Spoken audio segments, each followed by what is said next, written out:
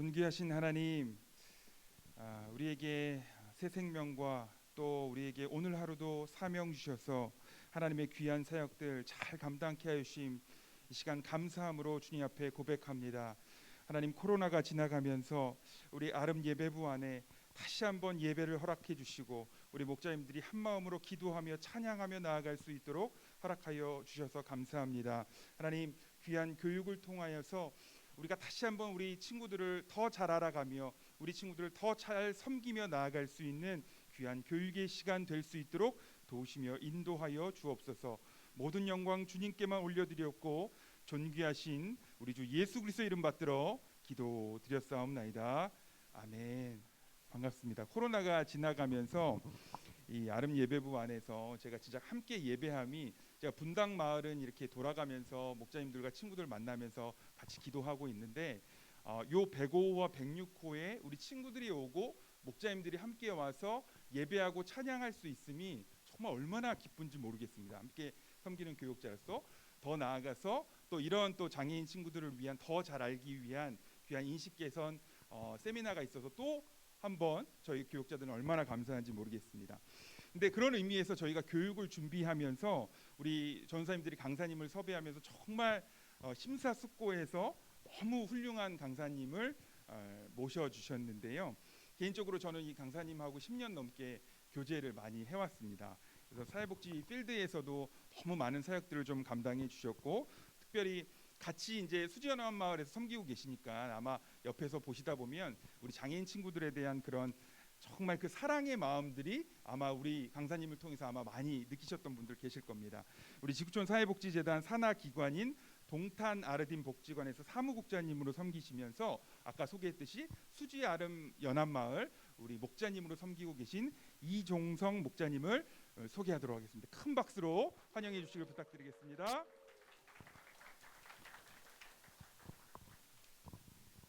감사합니다. 네, 제가 부족한 게 되게 많고 저희가 현장에 있다라는 거 말고는 사실은 목자님들보다 우리 아름 청년분들이나 형제자매들을 잘 모르는데 이렇게 좀 좋은 자리에 세워주셔서 너무나도 감사드립니다.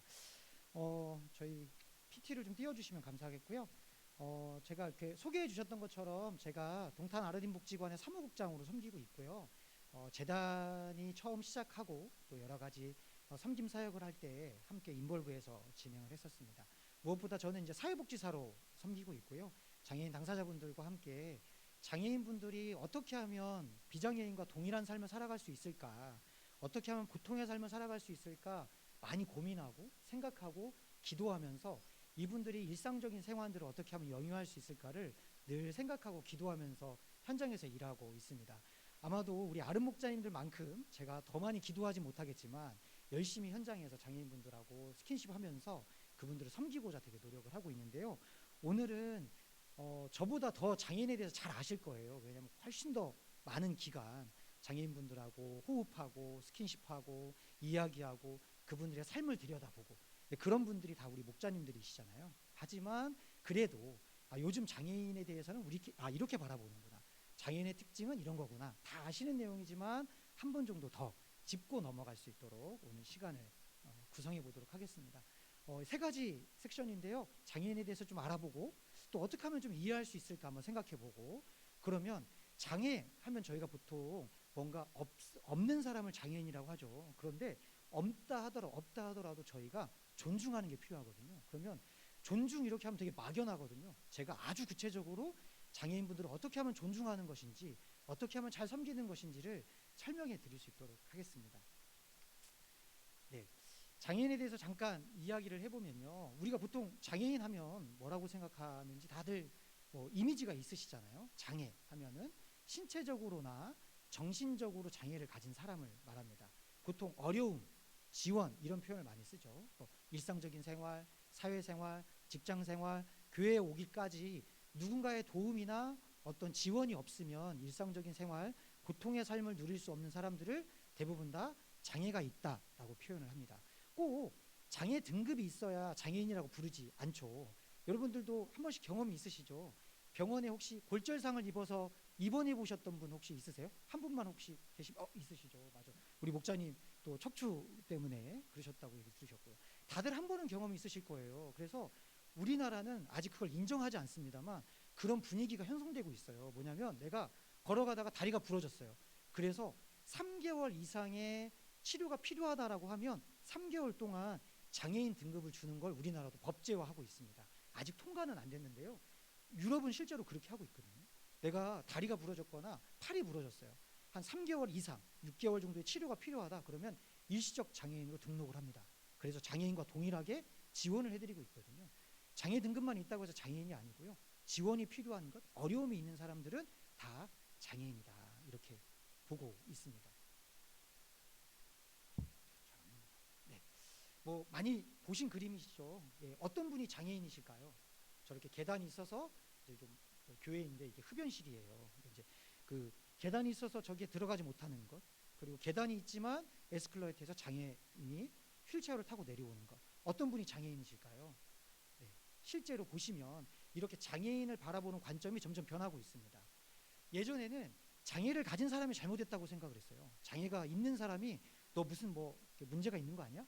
예전에는 심지어 저희 복지관에서 만나는 많은 어머님들이 제일 많이 받은 상처, 시댁에서 받은 상처가 뭐냐면 야, 네가 얼마나 많은 죄를 지었길래 네가 결혼 전에 대체 어떻게 살았길래 이렇게 장애인이 태어났니? 라는 말씀을 시어머니들이 정말 많이 하셨더라고요.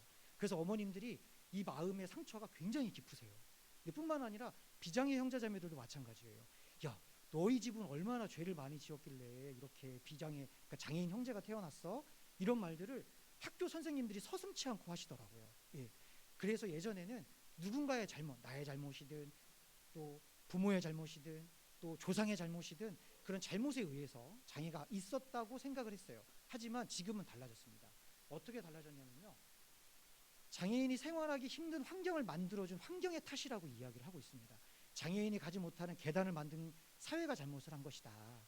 예, 장애인이, 지적장애인이 일상적인 생활을 누리지 못하도록 그렇게 사회 구조를 만들지 못한 우리 사회의 잘못이다 라고 하는 것으로 점점 분위기가 바뀌고 있고요. 실제로 장애인 정책이나 장애인 서비스들도 다 저렇게 바뀌어 있는 상태입니다. 네, 장애는 저희에 굉장히 가까이 있어요. 그래서 전체 인구의 5%에서 6% 정도가 장애인으로 등록이 되어 있습니다. 실제로. 그리고 6가정 중에 한 가정 정도는 장애인과 직간접적으로 관련이 되어 있거든요. 그래서 장애인이 굉장히 멀리 있는 게 아니라 우리 삶에 굉장히 가까이 있는, 예, 거라고 보시면 되겠습니다. 뭐 저희가 이거는 되게 일상적으로 잘 아시는 내용이지만 살면서 병이 생긴 경우가 50% 정도 되고요. 사고 생긴 게 한 32%, 그리고 왜 생겼는지 모르는 장애들도 좀 있으세요. 태어날 때부터 장애인이 있고 태어나고 난 다음에 장애인이 된 분이 있습니다. 그래서 저희 장애인 복지 하시는 분들은, 장애인 복지하는 분들은 뭐라고 설명하냐면요. 전 세계 우리나라에는, 그리고 우리 국민들은 장애인이 있고 예비 장애인이 있다. 예, 이렇게 이야기를 많이 합니다. 그 정도로 장애가 될 수 있는 확률은 굉장히 높아요. 예, 저희가 일상적인 생활을 하루하루 살아가는 것 자체가 하나님 은혜라고 저희들이 얘기를 많이 하시잖아요. 정말 제가 이제 장애인 복지 현장에 있다 보면 정말 생각지도 못한 상황에서 장애를 얻으신 분들 너무 많으시고요. 특히나 요즘은 20대, 30대, 40대 젊은 청년들이 굉장히 많으세요. 왜 그러냐면 일상적인 생활이 무너지신 거예요. 뇌혈관 터져서 오시는 장애인분들도 있으시고요. 실제로 갑자기 우울증이 와서 정신장애 얻으신 분들도 굉장히 많으십니다. 실제로 저희 동탄 지역은 우리나라에서 가장 젊은 지역이거든요. 평균 연령이 37.2세예요. 그러니까 엄청 아이들도 많죠. 그러니까 장애인 아이들도 많고 장애인분들도 많으신데 20대, 30대가 그렇게 많으세요. 특히나 40대도 되게 많으시고요. 20대 장애인분들, 30대 장애인들 왜 그러냐면 어떤 장애인이 있으시냐면 술 드시고 친구들하고 놀다가 헛디뎌 가지고 넘어져서 장애인이 되시는 경우들도 굉장히 많고요. 그런 것들을 볼 때마다 일상적인 생활을 하시는 많은 분들이 실제로 나는 장애인이 아닐 거야 라고 하는 분들이 장애를 얻는 경우가 많으세요. 특히나 요즘 퀵보드 많이 타고 다니시잖아요. 퀵보드. 그것 때문에 장애인 되시는 분들도 많으시고요. 정말 억울한 건 퀵보드 타시는 분이 잘못해서 부딪혀가지고 다쳐서 오시는 분들도 되게 많으세요. 예, 영구장애를 입으시는 경우들도 굉장히 많으십니다. 실제로 저희들의 삶에 그닥 그렇게 멀지 않은 것 같습니다. 네.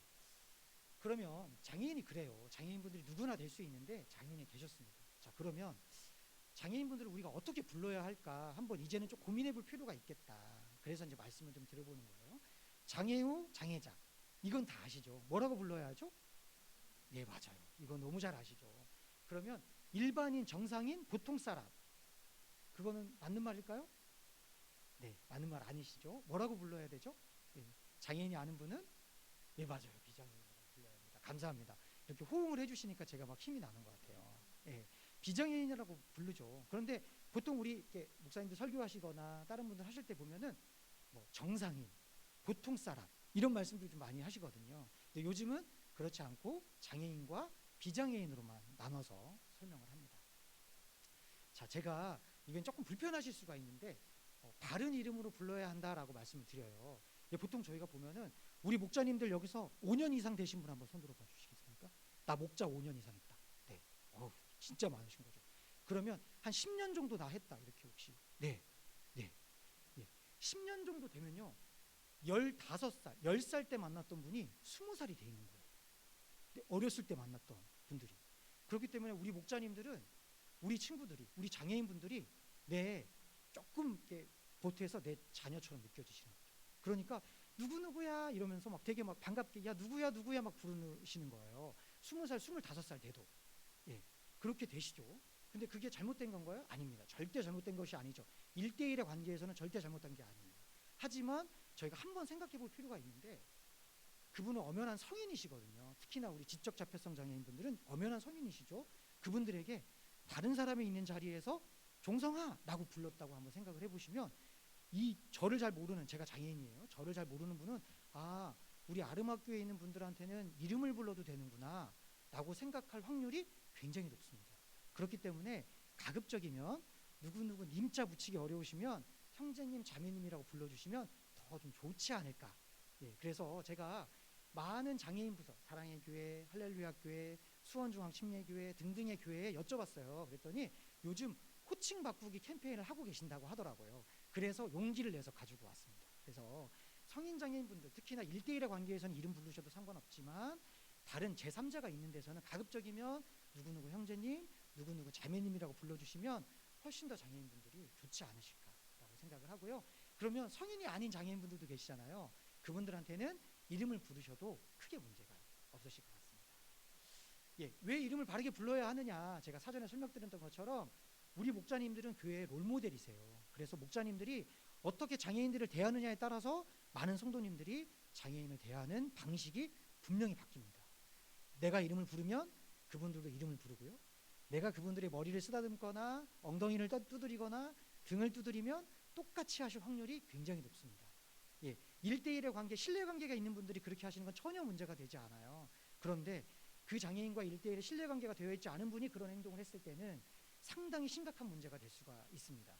실제로 예, 왜 그러냐면 지하철역에서 그런 일들이 꽤 많이 일어나고 있어요. 그래서 지하철역에서 그리고 공공장소에서 장애인분들이 너무 귀여우시다고 머리를 쓰다듬으시거나 엉덩이를 때리신 분이 있으세요. 엉덩이를 이렇게 야 너 열심히 하는구나 이렇게. 근데 그분이 법적으로 문제가 되셔가지고 성추행으로 몰리셔서 어려움을 겪으신 분들이 있어요. 물론 제가 가서 설명드리고 그게 아니다, 신뢰관계에 있는 분이다라고 했는데 다른 분이 신고를 하신 거예요. 그러니까 실제로 그런 일들이 복지 현장에서는 굉장히 많이 일어나고 있습니다. 그렇기 때문에 우리 목자님들께서는 교회라는 안전한 장소이기 때문에 큰 문제는 없겠지만 그래도 인식은 하셔야 한다라고 해서 이제 알려드리는 것이고요. 호칭은 1대1의 관계를 나타내요. 관계는 뭐냐면요, 권위를 나타내고 권력을 나타냅니다. 그래서 보통 내가 반말을 하는 경우에는 너 이거 해, 저거 해, 이거 하는 게 좋아 라고 하는 것에는 지시가 깔려 있는데, 지시는 뭐냐면 내가 너보다 위에 있어 라고 하는 게 대부분 깔려 있다고 해요. 그래서 저희가 인식 개선 교육을 할 때 이거는 꼭 말씀을 드리거든요. 지시하거나 이름을 부르는 것, 그것은 내가 너보다 위에 있어 라고 하는 것들을 나타내는 경우가 많기 때문에 우리 목자님들이 그런 부분들을 잘 기억하셨다가 장애인분들을 잘 섬겨주시고 존중해 주셔야 한다. 네, 이 개념이 조금 달라요. 친밀함과는 그 개념이 조금 다르니까 한 번 정도 짚어주실 필요가 있겠다. 예, 그리고 누구나 좋은 이름이 있습니다. 이름이 불려지기를 되게 원하고요. 그리고 이 사람 저 사람 많이 얘기를 하시는데 나를 되게 존중하고 있고 사랑하고 있다라고 하는 그 표현, 나한테 관심 있다라고 하는 것의 가장 좋은 표현은 이름을 기억해 주는 거거든요. 제가 이제 목사님들이나 저를 이중성 목사님 이렇게 불러주시면, 또 우리 마을장님이나 또 우리 팀장님께서 이중성 목사님 오셨어요 이렇게 하시면 목사님 오셨어요 하는 것보다 훨씬 더 뭔가 제가 나를 기억해 주고 계시는구나, 나를 존중해 주시는구나 하는 걸 제가 느끼게 되더라고요. 그렇기 때문에 이름을 불러드리는 것은 굉장히 좋은 거다. 하지만 그 친밀감이 좀 선을 넘지 않도록 우리가 조금 조심하고 생각하고 한 번 정도는 짚고 넘어갈 필요가 있겠다. 라고 말씀을 드립니다. 사실은 이거 말씀을 드릴 때 되게 조심스러웠어요. 왜냐하면은 저희 이제 마을장님들이나 목자님들뿐만 아니라 목자님들이 장애인 우리 목원분들하고 굉장히 친밀감이 있으셔서 여러 가지 이렇게 친밀한 행동들을 많이 하시고 친밀한 표현들을 많이 하시는데, 혹시나 제가 이 말씀을 드렸을 때 불편하진 않으실까 조금 염려가 됐지만, 그래도 인식 개선 교육을 할 때는 이 교육이 꼭 들어가는 가장 중요한 메시지 중에 하나여서 한 번 정도 짚어드리려고 말씀드렸으니까요. 혹시라도 제가 지금 드린 말씀이 불편하신 부분이 있으시다고 한다면 너그럽게 좀 양해를 해주시면 좋겠습니다. 양해해 주실 거죠? 네네. 감사합니다. 네. 장애인에 대해서 이해를 한번 해보도록 하겠습니다. 다 아실 거예요. 아마 제가 거기다 표 넣어드렸는데요. 우리나라의 장애인 복지법에는 15가지 장애가 있어요. 아주 나누기가 쉽습니다.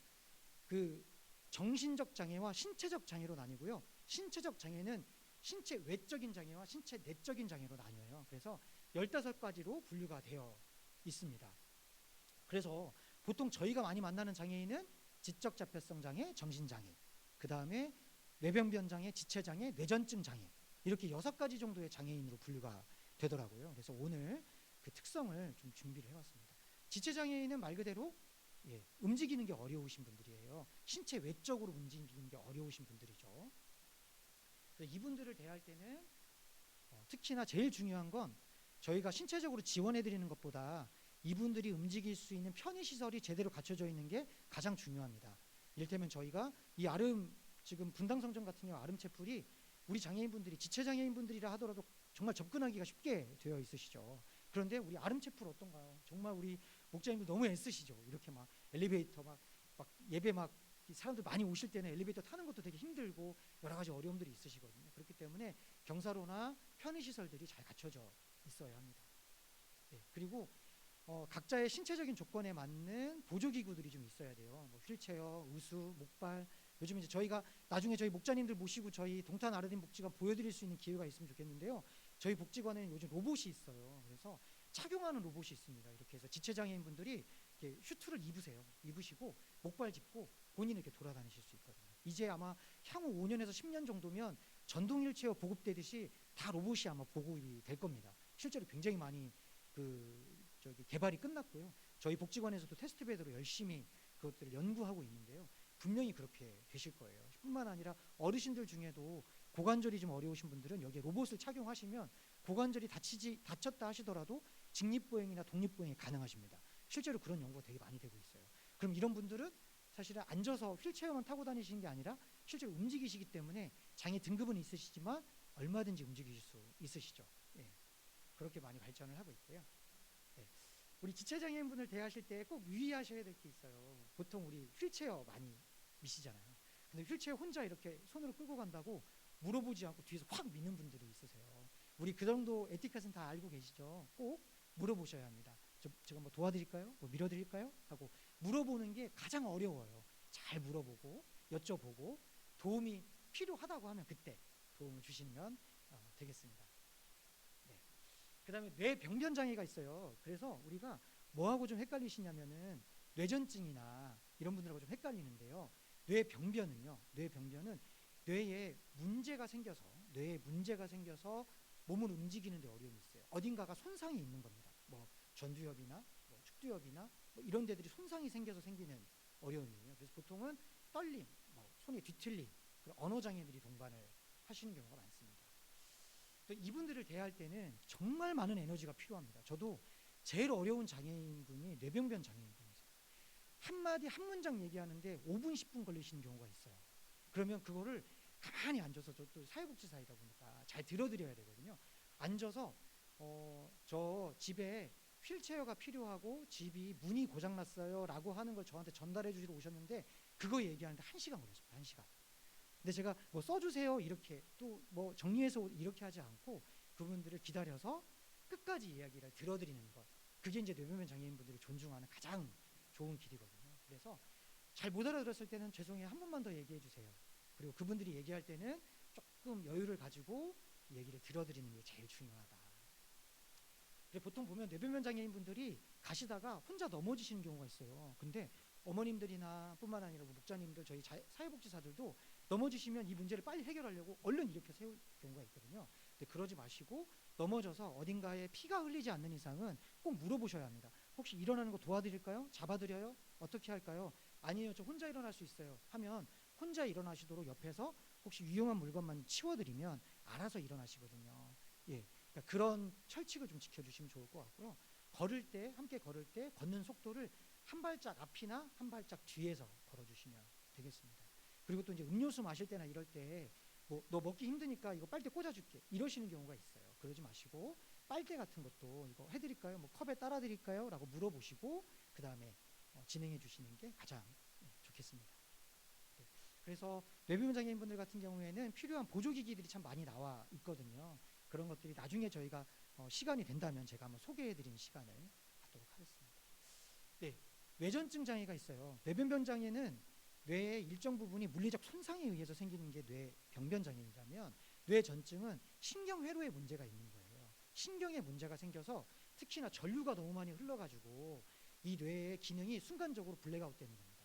그렇기 때문에 제일 많이 나타나는 증상이 우리가 흔히 말하는 발작 경기예요. 그래서 경기를 뭐 저희 많은 경험이 있으시겠지만 경기를 하는 경우에 어쩔 때 보면 멍 때리는 경우들도 좀 있으시고요. 그걸 보통 소발작 소경기라고 불러요. 그런데 대부분 저희가 기억하고 있는 것은 정말 온몸이 굳어가고 팍 쓰러지시는 대경기가 있어요. 대발작이라고 부릅니다. 자, 이럴 때는 정말 난감하죠. 이거 어떻게 해야 되나 막 되게 진짜 힘들어요. 그리고 막 이렇게 몸이 뒤틀리는 경우도 있으시고요. 막 입에서 막 거품이 나오는 경우도 있으시고요. 때로는 막 혀를 씹어요. 본인 혀를 씹고 입술을 씹어서 피가 막 철철 나는 경우들도 있습니다. 이제 그런 경우 우리가 어떻게 하는 게 좋을까 한번 좀 찾아보도록 하겠습니다. 이분들한테는 이 뇌전증 증상이 있는 분들한테는요 절대로 자극하는 것들을 많이 놓으면 안 돼요. 높은 피치의 음악 혹은 되게 어수선한 것, 그 다음에 인근의 위험한 것들을 잘 관리해드리고 치워드리는 게 중요하고요. 특히나 바닥 미끄러운 거, 예, 그리고 바닥이 되게 딱딱한 거 이런 것들 좀 조심하긴 해야 합니다. 그래서 발작이 일으켰어요. 경기가 하셨어요. 뇌전증 증상이 나타났을 때 우리가 어떻게 해야 되냐면 최대한 보통 이제 전조 증상이 있습니다.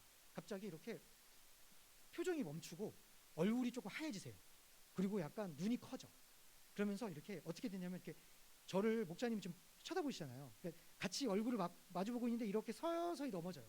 그러면 그때 이제 옆에 있는 분들이 빨리 알아채고 머리를 잡아주시는 거죠. 머리 다치면 큰일 나니까 살살 넘어지기 때문에 이렇게 넘어져서 이제 안정시켜드리고, 그리고 보통 보면 저희가 제일 많이 하는 실수가 머리가 아플까 머리를 들어 올려주시는 경우가 있거든요. 이제 그러면 기도가 막혀요. 그러니까 이제 아주 낮은 거 머리가 이제 깨지지 않을 정도로만 잘 눕혀드리고, 그 다음에 이제 허리 좀 풀어드리고, 그 다음에 이제 보통은 소변이나 대변이 나와요. 소변 같은 게 이렇게 자기도 모르는 사이에 새거든요. 그래서 조금 다른 사람들 보기에 창피하니까 수건이나 담요 같은 걸로 살짝 덮어주시면 아주 좋은 대처가 되시겠습니다. 근데 우리가 그런 게 있어요. 막 거품이 막 나오잖아요. 그러면 저희가 수건으로 닦아주려고 하시는 경우들이 있으시거든요. 그러다가 손가락이 끊어지실 수 있어요. 넣었다가 큰일 날 수 있거든요. 그러니까 거품이 너무 많이 나온다 그러면 살짝 고개만 돌려주세요. 한 45도 각도로만 돌려주셔서 이쪽으로 흘러내리거든요. 그 정도만 해도 아주 100%입니다. 보통은 대발작 한다 하더라도 30초에서 1분이면 끝나요. 30초, 1분, 길어지면 2분. 그런데 꼭 우리 목자님들이 그런 상황이 생겼어요. 그러면 한 분은 시간을 재셔야 돼요. 한 분은 시간을 재셔야 되고 한 분은 좀 돌봐주셔야 되는데, 시간이 얼마 정도 지나면 119를 불러야 되냐면 5분입니다. 5분. 5분 이상 경기가 지속됐어요. 5분 지나고 나서 깼어요. 그렇다 하더라도 병원에 꼭 가서 진료를 받아야 돼요. 왜냐하면 5분 정도 지나면 뇌에 손상이 갔을 확률이 거의 50% 이상입니다. 보통 그 경기 하시는 분들이. 그래서 한 분은 시간을 재고 한 분은 어떤지 상황을 보고, 그다음에 분명히 꼭 해야 될 것은 1, 2분 이상 지속된다 그러면 꼭 주 보호자, 어머니, 아버님, 그다음에 비장의 형제자매가 있다면 꼭 전화해서 지금 경기를 했다라고 안내를 해 주셔야 합니다. 그래서 꼭 정리를 하셔야 되는데, 저희가 경기를 할 때 가장 많은 실수가 있어요. 이게 이제 막 거품이 막 나오니까 이제 어떻게 하냐면, 눕혀놨던 우리 장애인분을 본인이 스스로 일어나야 되는데 억지로 이렇게 세우거나, 이렇게 세워서 이렇게 등 두드리면서 물 좀 마시라고 하거나, 이러면 큰일 날 수 있습니다. 왜냐하면 이 신체 기능이, 뇌의 기능이 돌아오지 않은 상태이기 때문에 신체 기능이 정상이 아니거든요. 그러면 물을 먹었을 때 기도로 넘어가면 폐혈증이 올 수 있어요. 그렇기 때문에 그런 부분들은 스스로 일어나고 스스로 깨어날 때까지, 마지노선이 5분이니까 그때까지만 기다려 주시면 아주 퍼펙트합니다. 꼭 좀 그렇게 해주시면 감사하겠고요. 특히나 뇌전증에 대해서 저희가 많이 좀 정리하고 연습하고 또 알아볼 필요가 있습니다. 네. 지적장애, 저희 좀 너무 잘 아시죠? 지적장애는 이해하고 적응하는데, 인지하는데 어려움이 있는 분들을 지적장애라고 하고요. 이거에서 제일 중요한 것은 20세 이상이 된 성인분들은 똑같은 성인으로 대우해 주시면 됩니다. 그것만 조심하시면 되고요. 제가 굵은 글씨로 돼 있는 거 보시죠? 기다려 주시면 돼요. 물어봐 주시고 기다려 주시면 되고요. 사용한 단어를 꼭 미러링 해주시면 돼요. 목자님 사랑해요 이렇게 얘기하면, 아, 저를 사랑한다고 말씀하셨죠? 저도 누구누구씨 사랑해요, 누구누구님 사랑해요 라고 미러링 해주시면 너무 좋아요. 그러면 내가 한번 얘기하고 내가 얘기한 거 한 번 더 얘기해 주시고 나도 사랑한다고 얘기하고, 그러면 우리 지적장애인분은 사랑이라는 단어를 그날만 3번 듣는 거예요. 예, 이거 되게 중요합니다. 지적장애인에게 제일 중요한 것, 그리고 5세, 우리 저기 목자님 자꾸 여쭤봐서 죄송한데, 5세 아이들한테 교육하는 가장 좋은 방법은 뭐죠? 제가 듣고 싶은 말은, 네, 네 맞아요, 맞아요. 역시 영어로 대답을 해주셨어요. 반복입니다. 계속 반복하는 거거든요. 우리 지적장애인분들이나 자폐성 장애인분들한테 제일 좋은 건 반복적으로 얘기하고 반복적으로 행동해 주시는 거예요. 어떻게? 지치지 않고. 처음 얘기했던 것처럼. 뭐랑 되게 비슷해요. 누구랑 비슷하시죠? 네, 죄송한 얘기지만 치매 어르신들과 아주 유사합니다. 어르신들에게도 똑같은 말을 계속 똑같이 해주셔야 되거든요. 근데 지적장애인분들도 마찬가지예요. 익숙해지기 전까지, 체득될 때까지 똑같은 것들을 동일하게, 동일한 어조로 온유하게, 친절하게 얘기해 주시는 게 중요합니다. 예. 그래서 아주 쉽게 설명해야 돼요. 아주 쉽게. 그리고 꼭 지켜야 주시는 거. 한 번에 한 가지만 얘기하셔야 돼요. 누구누구야 이거 물 갖다 버리고 뭐 가져와. 절대 안 되세요. 자, 물 버리고 오세요. 네, 오시면 네, 저거 좀 갖고 올까요? 이렇게 꼭 얘기해 주셔야 돼요. 두 가지를 얘기하시는 순간 이분은 지금 멘붕에 빠지십니다. 나보고 뭐라는 거야? 이렇게 생각할 수 있어요. 한 번에 한 가지만 이야기해 주시면 좋고요. 말로만 설명하기보다는 실제로 그림을 보여주시면 너무 좋아요. 그걸 보통 저희가 보완대체 의사소통이라고 해서 AAC라고 부르거든요. 그래서 익숙한 그림을 보여주시는 거 되게 중요합니다. 나중에 혹시 기회를 주신다면 보완대체 의사소통도 제가 한번 설명드릴 수 있는 기회가 있으면 좋을 것 같아요. 그리고 무엇보다 더 중요한 것은 정말 기다리는 겁니다. 기다리는 거. 물어봤으면, 얘기했으면 기다려 주셔야 돼요. 얼마 정도 기다리면 적당하게 기다리는 걸까요?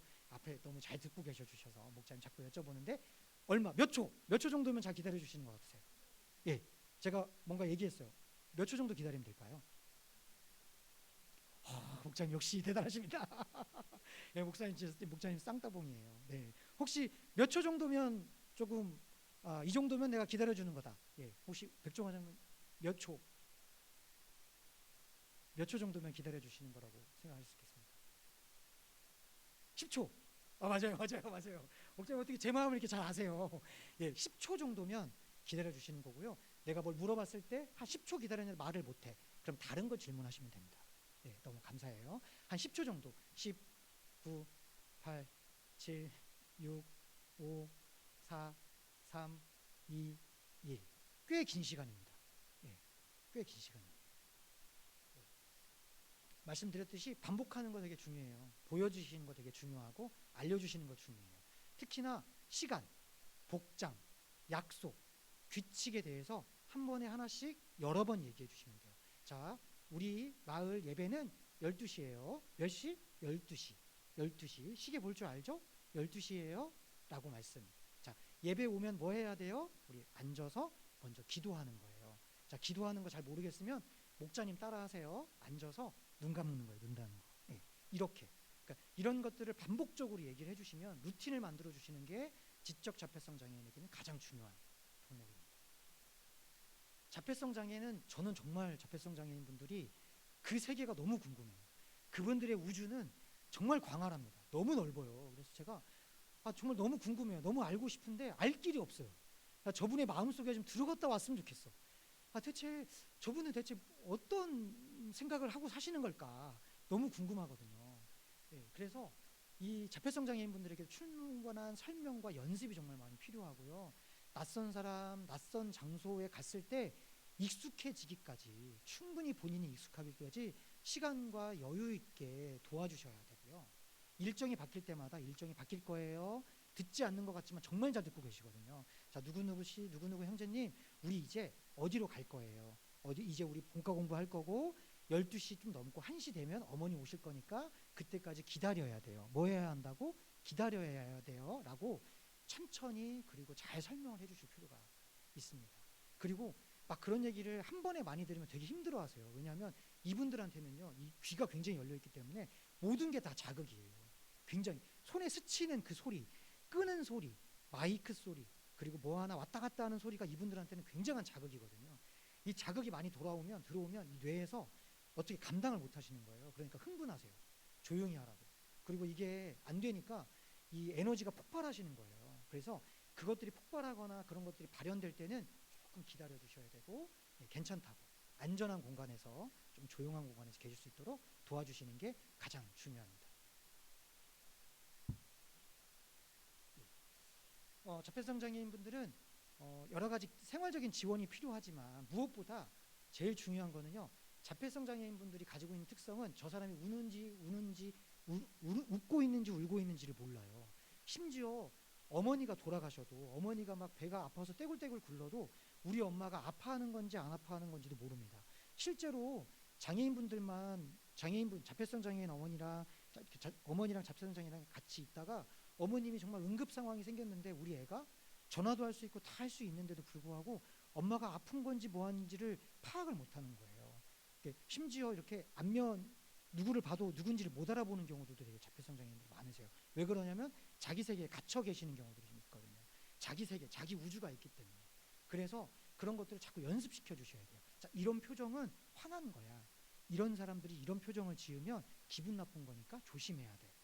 이런 것들을 지속적으로 알려주실 필요가 있습니다. 조금 어려우시겠지만 다 우리 목자님들이 하고 계시는 거거든요. 예, 그렇게 해주시면 되겠습니다. 정신장애인 분들은 제가 자료를 올려드릴 테니까 한번 보시면 좋을 것 같은데, 정신장애인 분들이 가장 큰 특징은 뭐냐면요, 물을 엄청 많이 드세요. 예, 왜냐하면 이제 그 약을 드시면 목이 많이 마르거든요. 그래서 그런 것들만 좀 배려해 주시면 좋을 것 같고, 특히나 정신장애인 분들은 고민을 나눌 수 있는 상대가 좀 필요한데 절대로 해결해 주시려고 하시면 안 됩니다. 그래, 누구누구 형제님 내가 좀 해볼게, 이러시면 큰일 나요. 그러면 집착합니다. 이분에게. 그렇구나, 그런 일이 있었구나, 아이고 속상했겠네, 아이고 그래도 그런 것들 있었는데 화내지 않고 잘 이겨냈네, 잘했어 누구누구 형제님, 누구누구 자매님 정도까지만 선을 잘 지켜주시면 됩니다. 그래서 그래, 내가 한번 그 센터에 전화해 볼게, 야 내가 한번 누구한테 전화 한번 해줄게, 내가 목사님한테 한번 물어볼게, 이러시면은 이제 그 목자님이 해결해 준다고 했잖아요, 목자님이 다 도와준다고 했잖아요 라고 하는 경우가 많아요. 제가 이 말씀을 왜 드리냐면, 지적장애인 분들 중에 정신장애를 동반하시는 분들 굉장히 많으세요. 그리고 뇌전증 장애 중에 정신장애를 동반하고 계시는 분들이 굉장히 많으십니다. 뇌전증 약과 우울증 약이 성분이 비슷한 게 많거든요. 그러셔서 사실은 얘기를 할 때, 상담을 할 때, 이야기를 해드릴 때도 그 선을 잘 지켜주시는 게 굉장히 중요하고, 내가 어떻게 말하기 좀 곤란하면 뭐라고 말씀하시면 되냐면, 그래, 그러면 내가 기억하고 있을게, 네가 이런 어려움이 있다는 걸 기억하고 있을게 라고 정도로 대답해 주시면 아주 좋습니다. 그 선을 넘는 순간 우리 목자님들이 굉장히 어려워질 수 있거든요. 그러니까 그것만 좀 잘 기억하시면 되겠습니다. 제가 이거는 좀 빠르게 넘기도록 하겠습니다. 장애인분들이 여러 가지 부분들이 있는데, 제가 말씀드렸던 거 있거든요. 장애인분들 어떻게 존중할 수 있는가. 이렇게 이 프로세스로 하시면 조금 그래도 안전하게 그리고 좋게 하실 수 있는 프로세스예요. 마지막 장에 제가 있는데요, 먼저 물어보시면 돼요. 물어보시면 되고요. 그리고 대답을 할 때까지, 필요할 때까지 기다려 주시면 됩니다. 10초 정도. 그 다음에 무조건 편들어 주세요. 그랬구나, 아, 그랬구나. 그런 게 있었구나. 그리고 그 얘기를 들으시고 그게 옳은 말이든 그른 말이든 뭐 화를 내는 거든 욕을 하는 거든 아, 너 그럴 수 있어. 너 그럴 수 있겠다. 이렇게 얘기해 주시면 되게 좋을 것 같고요. 그 다음에 그러면 그래도 욕을 하는 건 아닌 것 같아. 교회에서 욕하면 어떡해? 라고 우리 그래도 욕하지 말자. 이렇게 약속을 만들고 함께 지켜나갈 수 있으면 좋을 것 같아요. 긍정적으로 반응을 해주시면 좋은데 그걸 저희가 이제 미러링이라고 부르거든요. 그래서 어떤 감정을 표현했다거나 뭐를 말을 했을 때 우리가 아, 그렇구나, 맞장구 쳐주시면 좋을 것 같고요. 그리고 원칙을 정해주셔야 돼요. 정말 이거는 어떤 장애인도 마찬가지고요. 심지어 자폐성 장애인도 저걸 잘 압니다. 나와 너 모두에게 아픔이 되거나 상처가 되는 행동은 절대로 하면 안 돼. 너를 자해해서도 안 되고 목자인 나를 네가 화가 난다고 나를 때리면 안 돼. 그거는 절대로 하면 안 되는 행동이야. 라고 아주 단호하게 얘기해 주셔야 합니다. 될 때까지. 네, 다 아세요. 한 5년, 10년 정도 얘기하면 10년 정도 후에 안 하세요. 네, 실제로 안 하십니다. 실제로 저희 장애인분들 지금 이용하시는 분들이 있는데요. 그분들 3년 전만 해도 저 맨날 때리셨거든요. 지금은 손이 올라갔다가 내려가요. 네, 3년 동안 매일 말씀드렸어요. 자, 때리지 마세요. 저도 안 때릴 거예요.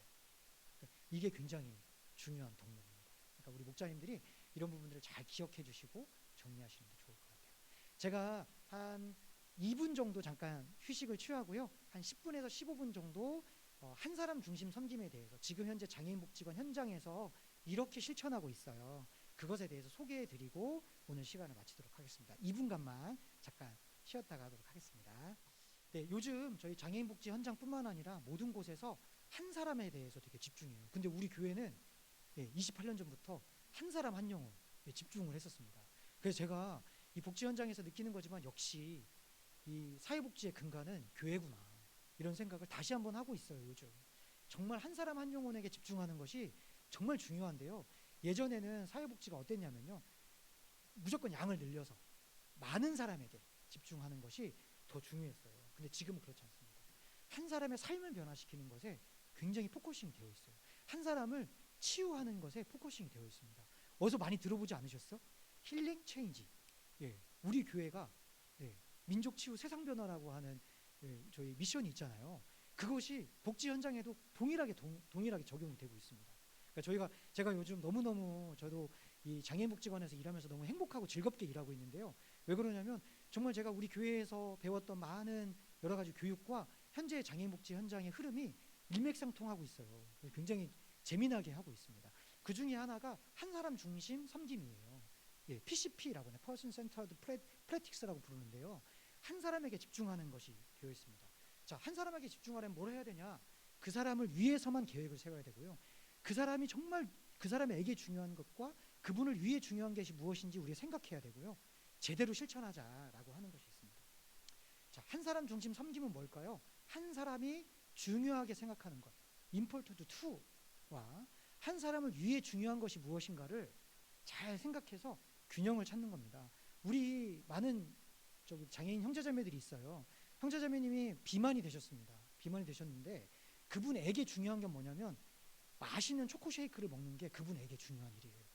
근데 그분을 위해서 중요한 일은 뭐냐면 맛있는 녹즙을 먹이는 게 그분을 위해 중요한 일이죠. 약간 좀 이렇게 감이 오시죠. 그러니까 이렇게 그분에게 중요한 것과 그분을 위해 중요한 건 좀 차이가 있어요. 예배에 와서 마스크 내리고 뛰어다니는 건 그분에게 중요한 일이에요. 근데 그분을 위해 이 예배의 장소에서 장애인이지만 예배를 드릴 때는 마스크 잘 쓰고 다른 사람들을 위해서도 마스크를 쓰고 자리에 앉아서 최소한 목사님, 전사님이 설교하실 때는 잘 듣게 하는 것, 그게 그분을 위해, 그분의 영혼을 위해 중요한 일이 되겠습니다. 그러니까 그 부분에 대해서 균형을 잘 찾아내고 알려드리는 것. 그래서 한 사람이 자신의 삶을 어떻게 보는 거냐면 나 되게 의미 있는 사람이야. 나 하나님이 창조해 주신 나 얼마짜리냐면 예수님짜리야. 예수님의 피값으로 산 사람이야 라고 하는 그 인식을 갖게 하고 하나님이 주신 그 귀한 삶을 잘 살아가도록 돕는 것, 그것이 한 사람 중심 섬김이라고 해요. 그렇다면 어떻게 하는 거냐? 일, 과제에서 한 사람에게 집중하는 것이고요. 방식, 프로그램, 거기에서 그 목원의 삶, 제가 빨간 글씨로 해놨는데요. 그 목원의 마음을 읽어내는 것, 프로그램 조금 참여 못한다 하더라도 네 마음이 그랬구나. 네 마음이 그랬구나. 나 네 마음이 느껴져. 나 충분히 네 마음이 이해할 수 있어. 라고 얘기할 수 있고 그것들을 느끼게 하는 것. 그리고 그분의 삶이 조금이라도 변화되게 하는 것. 그것이 한 사람 중심의 섬김의 핵심 키워드입니다. 한 사람 마음을 읽고 삶이 변화되는 것. 그래서 생각을 바꿔야 되거든요. 그 사람에게 중요한 것, 그 사람을 위해 중요한 것에 균형을 잘 찾자라고 하는 것으로 저희의 생각이 이렇게 가야 합니다. 자, 그러면은 그 사람을 생각하는 데 있어서 제일 중요한 게 뭘까요? 오케이, 나도 오케이. 예, 이런 표현을 좀 써요. 자, 아름 예배에 왔어요. 예, 아름 예배에 왔는데 내가 정말 좋아하는 게 뭘까? 나한테 아름 예배 딱 왔을 때 오케이 뭘까요? 나도 오케이, 이거 별로야. 이것을 저희가 잘 찾아낼 필요가 있을 것 같습니다. 예, 목원들이 딱 왔을 때 나 너무 좋은 것 같아. 예, 그 목원들이 왔을 때 나 이게 좀 별론데? 이런 것들이 있어요. 목원마다 그런 게 좀 있습니다. 아마 우리 목자님들은 너무 잘 아실 거예요. 그런 것들을 저희가 저만 찾는 게 아니라 제 선배 목자님들에게도 물어보고 또 그전 목자님들, 부모님들에게도 물어가면서 하나하나 찾아내는 것. 그래서 우리 목원분들이 왔을 때 나 너무 좋은 예배 처소에 왔어. 나 여기가 너무 아늑하고 좋아. 이걸 느끼게 하는 것. 그것이 한 사람 중심 섬김과 생각의 시작이 되겠습니다. 그래서 이게 보시면 제가 이제 적어드렸는데요. 이제 오케이가 있고 나도 오케이가 있는데 이런 질문들을 좀 하면 좋겠습니다. 목원이 괜찮다고 말하는 건 뭘까? 목원의 가족, 그 어머님 아버님들이 말하는 것들 괜찮다고 말하는 게 뭐지? 그리고 다른 목자님들이나 또 우리 목원을 둘러싸고 있는 활동지원사, 사회복지사 혹은 지원해 주신 치료사들이 괜찮다고 말하는 게 무엇일까? 한번 물어보는 것. 그리고 괜찮지 않다고 말하는 것이 무엇일까? 이런 것들을 저희가 하나하나 캐치하고 만들어가는 것이 중요하겠습니다. 네, 그래서 사실 시간이 좀 있으면 좀 써보려고 했는데 이건 나중에 저희 기회가 있으면 해보도록 하겠습니다. 또 좋은 하루 나쁜 하루가 있어요. 이거는 왔을 때 그 상황에서 오케이 나도 오케이 이거하고는 좀 다르고요. 좋은 하루, 나 이렇게 시작하고 이렇게 진행하면 나 너무 좋은 하루야. 근데 이게 안 되면 나쁜 하루야. 이런 게 있어요. 그래서 목원에 대해서 더 깊이 이해할 수 있습니다. 이것은 어디에서 얻을 수 있냐면요. 부모님들께 물어보면 기가 막히게 알려주십니다. 예, 저도 그래서 제가 맡고 있는 목원에 대해서 여쭤봤는데 너무 자세히 알려주셨고 제가 자전거 타는 게 너무 신기한 거예요. 저는 정말 그렇게 뇌병변 장애가 있으신데 자전거를 타시는 분을 본 적이 거의 없거든요. 그래서 그 아버님께 저 너무 궁금하다고 그랬더니 영상을 보내주셨는데 기가 막히더라고요. 제가 장애인 복지를 한 15년, 17년 정도 했는데요. 뇌변변 장애인분이 그렇게 자전거를 잘 타시는 건 처음 봤습니다. 정말 자전거 잘 타시더라고요. 예, 그렇게 해서 더 좋은 하루가 될 수 있도록 저희가 지원하는 방법을 찾아내는 것이 되게 중요합니다. 그래서 이런 것들이 있어요. 좋은 하루에 기여하는 것. 우리 목원에게 어땠을 때 좋은 하루가 될 수 있을 것 같아요? 어떤 게 좋아요? 아침에 커피 한 잔 먹고 믹스 커피 한 잔 먹고 시작하면 나 기분 좋게 시작할 수 있어요. 뭐 이런 것들 있잖아요. 그래, 믹스 커피 한 잔 정도야. 뭐 이런 것들을 저희가 늘려가 주는 게 굉장히 중요하겠습니다. 그 나쁜 하루. 저 친구가 저한테 이름 불러서 화가 났어요. 나한테 존칭어 써야 되는데 반문해서 화가 났어요. 나 오늘 기분 나빠서 예배 못 드리겠어요. 이런 경우가 실제로 있더라고요. 제가 그 연합마을 하다 보면 제가 제 옆자리에 앉아서 너무 기분 나빠요. 이런 것들이 좀 있는데 그런 것들을 잘 캐치해서 이제 잘 안정시켜주고 안내해주고 하는 것들이 굉장히 중요합니다. 네. 그래서 사실 이제 제가 오늘 한 장씩 나눠드렸어요. OPD인데요. 원 페이지 디스크립션입니다. 그래서 한 장으로 본인도 소개하고 우리도 알아볼 수 있는 시간이에요. 그래서 최대한 긍정적인 정보가 담기게 하고 나를 가장 잘 지원할 수 있는 방법 그리고 시간, 환경 등의 변화에 따라서 끊임없이 변화하는 것인데 네, 그것들을 이제 만들어내는 거거든요. 자, 이런 것들을 OPD를 작성하고 제가 이렇게 장애인 인식 개선 교육도 하고 말씀을 드리는 것은 저는 과정 전문가입니다. 프로세스 전문가이죠. 그래서 제가 사회복지사나 치료사, 행동 전문가 또 우리 목사님들이 되실 수 있고 전도사님들이 되실 수 있겠습니다. 그분들은 과정의 전문가이세요. 그런데 우리 앉아 계시는 우리 목자님들은 어떤 전문가시냐면요. 그 장애인 한 분 한 분의 내용 전문가세요. 그래서 그분의 삶, 10년 동안 우리 목자님 10년 하셨잖아요. 이 10년 동안 쌓인 그 스토리는 정말 어마어마한 자산입니다. 우리 교회의 자산이에요. 그 목자, 그 목원의 10년의 삶을 아시는 거잖아요. 어느 전문가도 어떤 과정 전문가도 어떤 사회복지사가 와도 그 10년의 시간을 다 메꿀 수는 없습니다. 그 정도로 우리 목자님들은 내용 전문가가 되시는 거예요. 가족, 친구, 목자, 뭐 활동 지원사님이나 동네 친구들이 이제 내용 전문가가 될 수 있겠습니다. 그래서 이렇게 작성을 하거든요. 그래서 나의 강점, 그다음에 사진도 들어가고요. 누구누구에게 중요한 것, 누구를 위해 중요한 것, 그다음에 그분을 잘 섬기는 게 어떤 방법인지를 한 장으로 정리할 수 있습니다. 그래서 준비를 해봤습니다. 예, 제 거인데요. 제가 저를 좀 한번 이렇게 작성을 해봤거든요. 근데 이제 제 거는 거기다 이제 넣어드렸는데 이제 보시면 저를 지원하는 가장 좋은 방법이 있어요. 그래서 저는 저 자신을 좀 긍정적으로 봤는데요. 이게 좀 잘 안 보이시죠? 그러니까 저는 좀 적극적이에요. 그 다음에 마지막에는 찬양도 좋아하고요, 소통도 좋아하고, 제일 큰 강점은요, 시키는 것도 잘하지만 시키지 않은 것도 되게 잘해요. 그래서 막 이렇게 막 찾아보려고 노력하고 그런 게 제가 너무너무 행복하거든요. 그래서 저한테 목자가 되기 위해서, 아름 목자가 되기 위해서 저한테 중요한 게 있는데 뭐냐면 목원을 맞을 준비를 잘하는 게 되게 중요해요.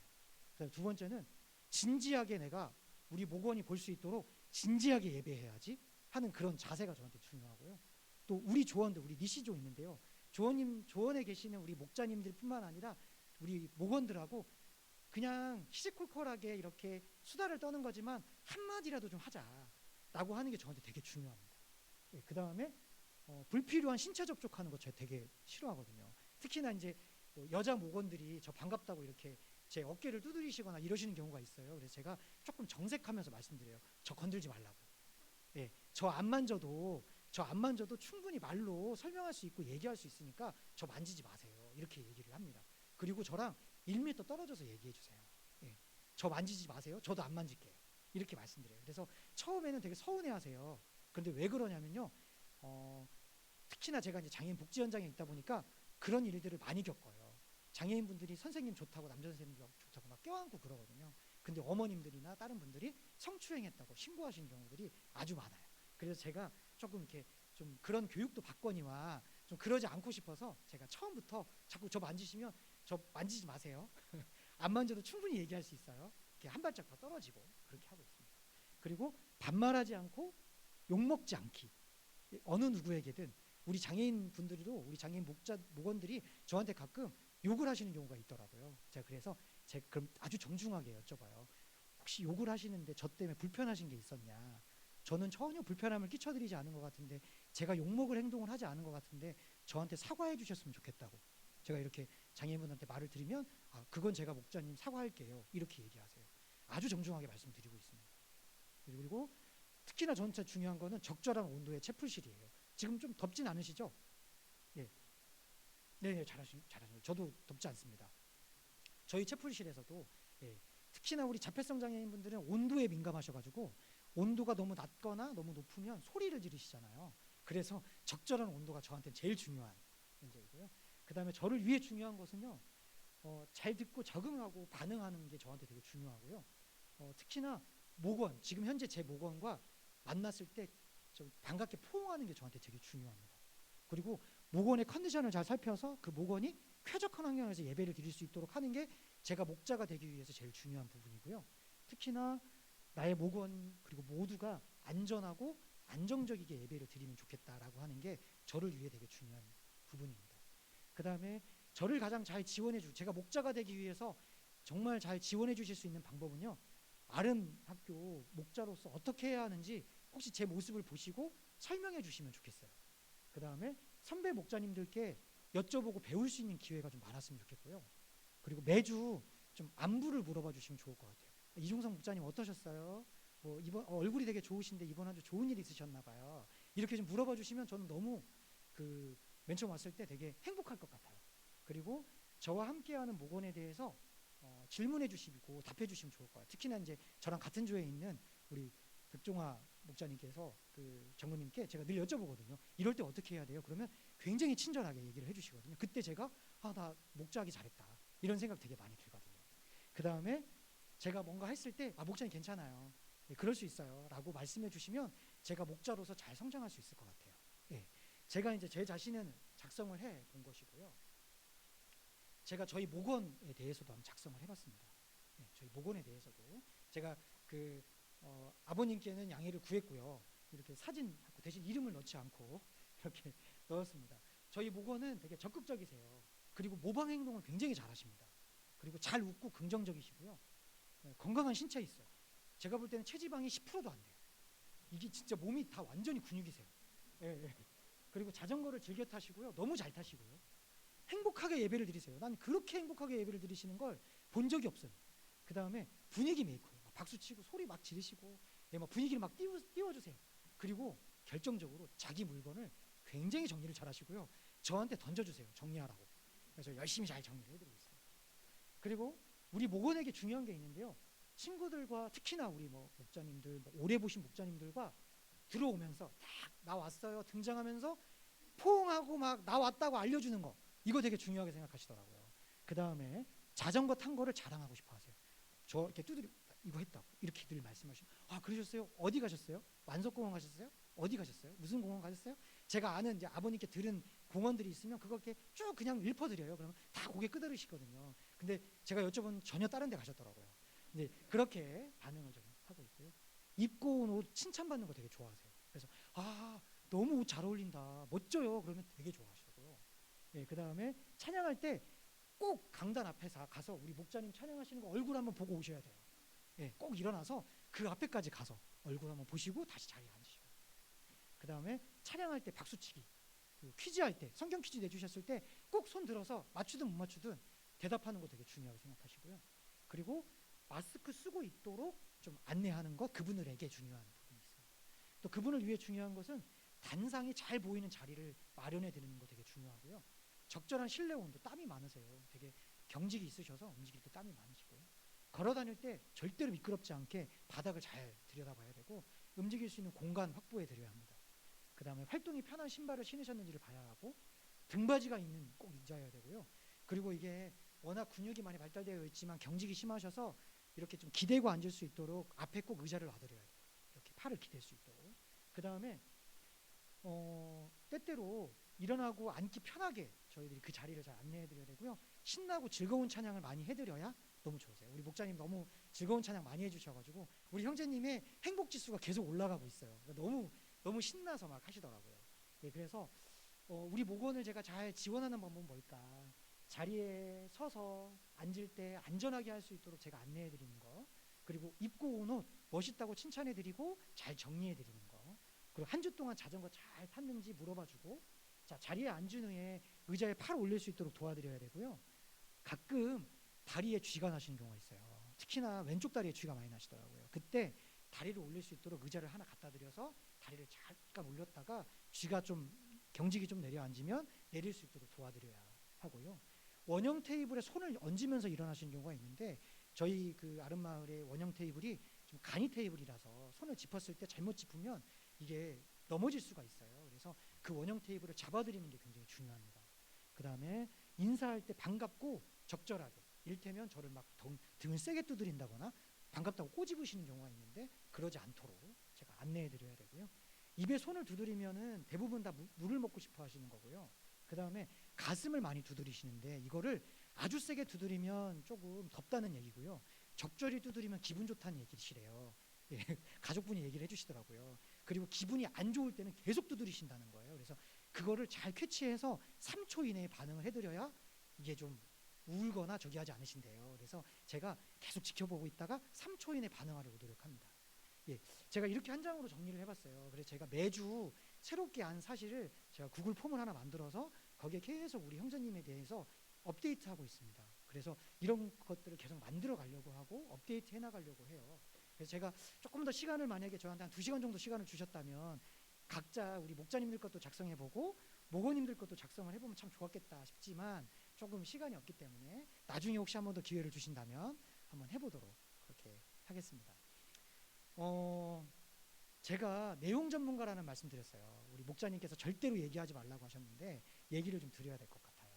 제가 이제 저기 뒤에 앉아 계시는 우리 김세호 목자님께 정말 제가 감동을 했어요. 왜 그러냐면 제가 이제 과정 전문가이잖아요. 제가 그래서 사례 관리라든지 이런 분들 복지관에 연계를 많이 해드려요. 근데 연계를 하는 과정 중에 저희 목자님의 목원이 여러 가지 어려움을 겪고 있다라고 저한테 말씀을 해주셨어요. 그래서 이제 그 수지 장애인 복지관 저희 재단에서 운영하고 마침 또 수지에 거주하고 계셔서 복지관의 사례관리팀과 연계를 해드렸어요.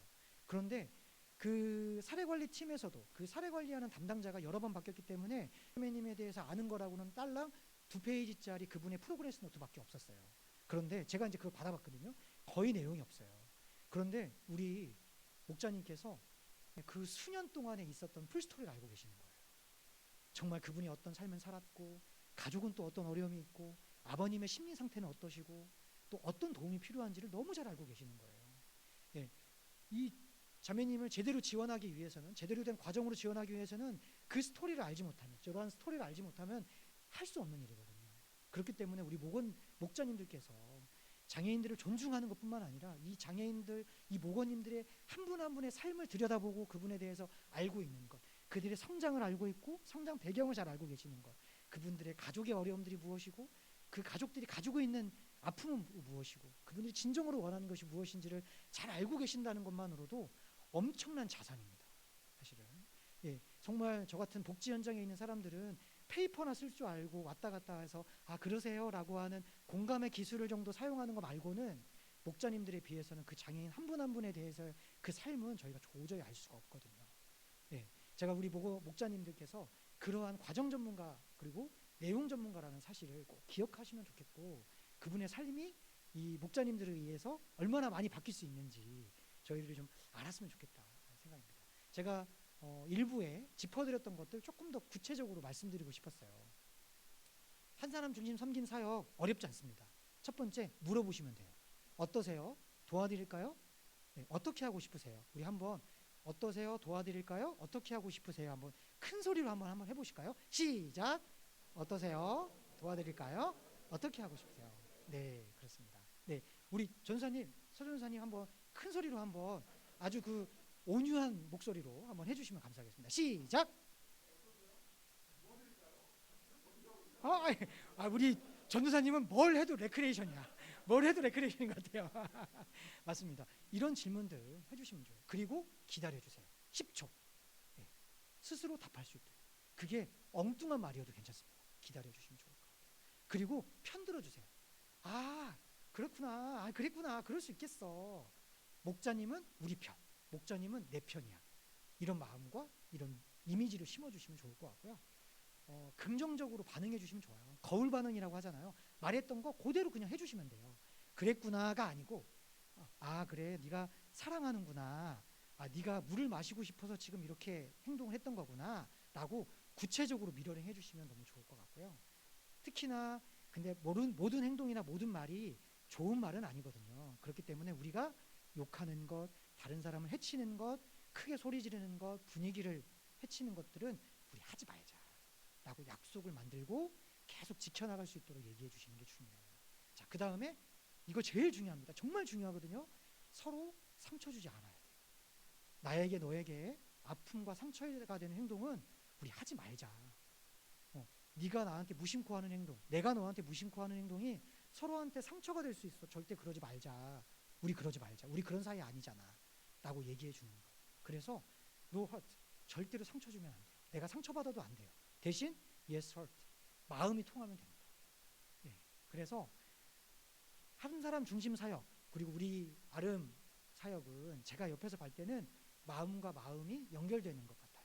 그 마음을 지켜주고 마음이 상하지 않도록 우리가 보호막이 되어주는 것, 그것이 우리가 해야 할 사역이 아닌가 생각합니다.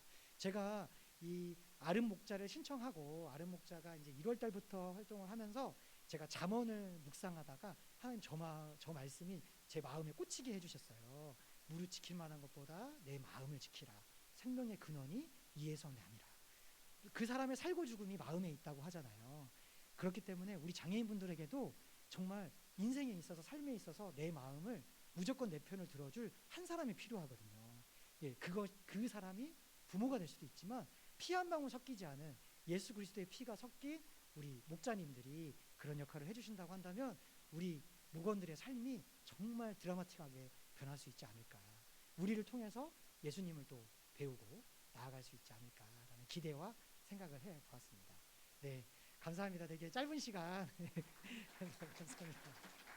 네, 이제 마무리를 할 텐데 마지막으로 우리 복지선교부의 또 부서장으로 섬겨주시는 우리 박승관 목사님께 나오셔서 우리 위해서 기도해 주시도록 하겠습니다.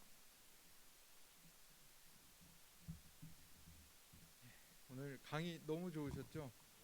네, 정말 행복했습니다. 들으면서 와, 정말 행복하다. 이렇게 알 수 있는 깨달음이 있다라는 거, 지혜를 이렇게 지식과 지혜를 얻을 수 있다는 게 이렇게 행복하구나라는 거를 이렇게 생각하는 그러한 시간이었습니다. 저는 강의 들으면서 이 단어가 좀 이렇게 말씀 중에 생각이 났는데 보석이라는 단어를 아까 사용하셨는데요. 우리 목사님들은 제일 좋아하는 보석이 어떤 것입니까? 예. 자, 5초 드리겠습니다. 그냥 본인 생각하시면 돼요. 자, 생각하셨죠? 내가 제일 좋아하는 보석이 뭐다? 예. 예. 그러면 우리 옆에 계신 분 두 분씩 아니면 세 분씩 짝을 져가지고 이렇게 한번 인사하면 좋겠습니다. 당신은 아름학교의 땡땡땡입니다.라고 한번 축복하겠습니다. 자, 시작. 당신은 아름학교의 다이아몬드이십니다. 예.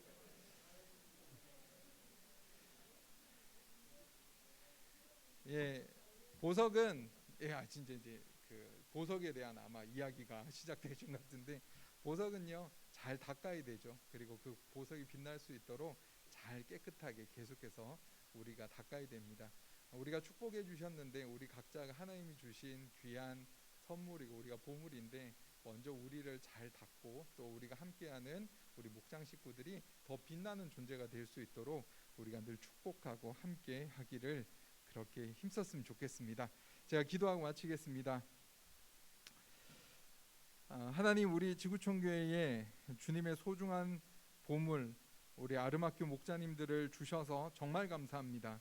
우리 목자님들 더 빛나는 존재가 될 수 있도록 또 빛나는 존재를 만들며 또한 가꾸는 귀한 우리 목자의 사명 잘 감당할 수 있도록 늘 축복하여 주시옵소서. 오늘 참 좋은 강의 들을 수 있도록 주님 인도해 주셔서 감사합니다. 배울 수 있는 기회 또 깨달음을 얻을 수 있는 기회 주셔서 주님 너무 감사합니다. 배운 것 잘 기억하여서 잘 적용하고 우리 아름학교 친구들을 잘 섬기고 더 즐겁고 행복한 아름학교 만들어갈 수 있도록 우리를 사용하여 주시옵소서. 오늘 강의로 섬겨주신 이종성 국장님 축복합니다. 국장님 계신 그 복지관과 사역을 기억하시고 물된 동산의 은혜와 같이 메마른 곳에서도 넘치는 은혜가 넘치는 은혜가 늘 있는 우리 국장님의 삶 될 수 있도록 축복하여 주시옵소서. 모든 것에 감사드리며 예수 그리스도 이름으로 축복하며 기도합니다. 아멘. 감사합니다. 수고하셨습니다.